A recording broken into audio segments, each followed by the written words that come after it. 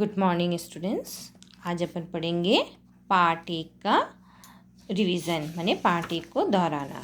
आप लोगों को सभी को पार्ट 1 अगर ये पल जाते यहीं ठहर, इसकी कविता याद हो गया होगा। इस कविता को अच्छे से आप लोग सभी याद करेंगे।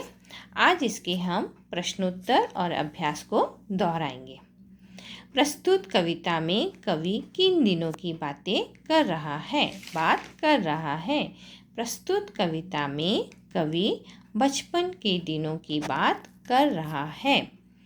कटी पतंग के पीछे कवि किस तरह भागता था।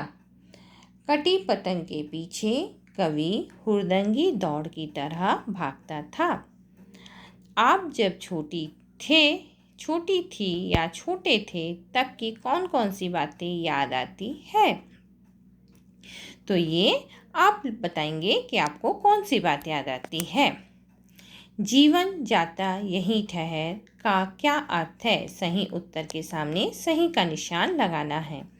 जीवन जाता यहीं ठहर का क्या अर्थ है।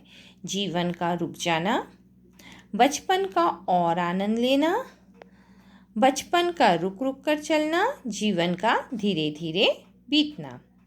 मतलब जीवन का रुक जाना माने ठहर माने रुकना, इसलिए जीवन का रुक जाना।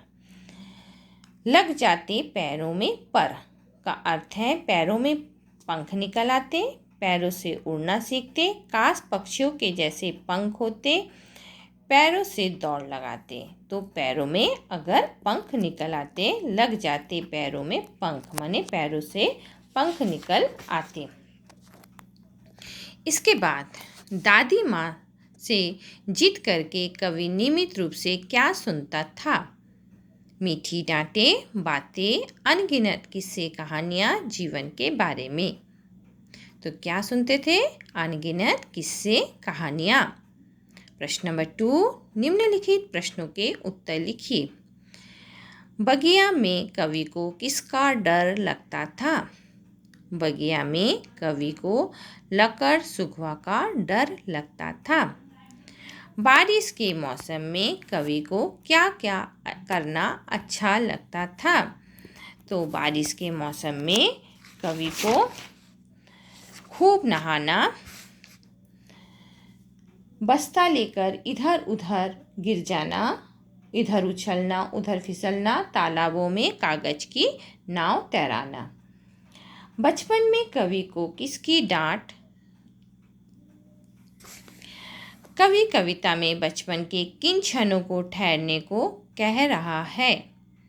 कवि कविता में बचपन के नखरीले क्षणों को ठहरने को कह रहा है। कवि के बचपन की कौन कौन सी बातें आपको अच्छी लगती है। तो आप कुछ भी लिख सकते हो। खूब नहाना, इधर उधर उछलना, फिसलना। तो नखरीले पलों को याद करना उन्हें तुमको अच्छा लगता है, या आप कवि के बारे में जितना पढ़े हो उसमें से कुछ भी लिख सकते हो। मिलान कीजिए।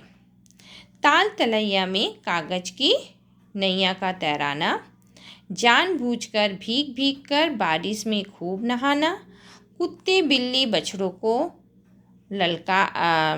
ललकार खूब दौड़ाना, इधर उछलना उधर फिसलना, बस्ता ले गिर जाना।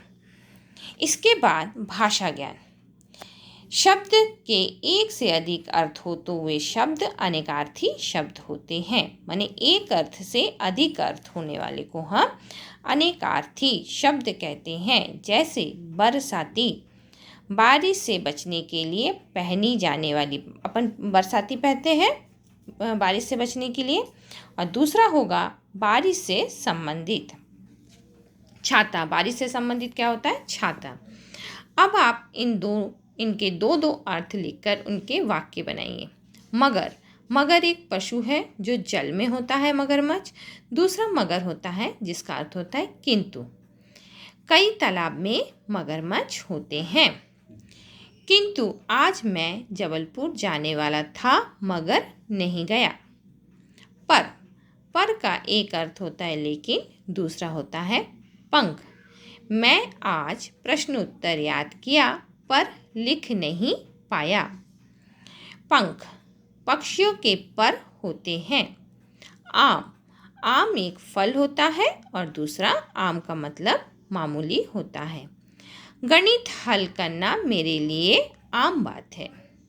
और फल, आम का फल बहुत मीठा होता है या आम बहुत मीठा फल होता है।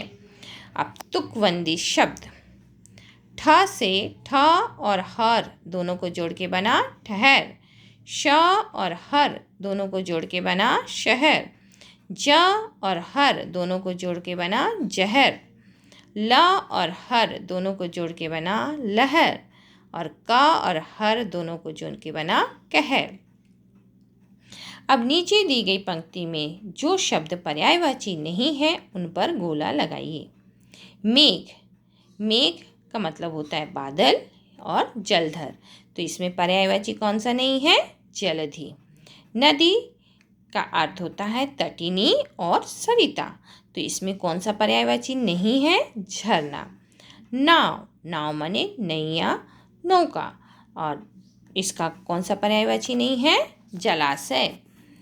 दूध, दूध का अर्थ होता है दुग्ध और क्षीर, क्या अर्थ नहीं है पर्यायवाची? नीर।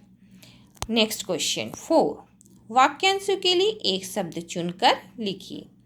क, जो जीता ना जा सके अजय, जो मीठा बोलता हो मृदुभाषी, जिसमें रस ना हो नीरस, जिसे पाना कठिन हो दुर्लभ, जो बात कही ना गई हो अनकही। ओके स्टूडेंट्स, आप लोगों को पार्ट 1 का पूरा अभ्यास में दोबारा रिवीजन करवा चुकी हूँ। इसको आप अच्छे से अभी याद कीजिएगा। आने वाले मंथ में आपका हाफ ईयरली है, तो अच्छे से तैयारी करेंगे। नेक्स्ट अपन सेकेंड चैप्टर करेंगे। Okay, have a nice day, bye bye.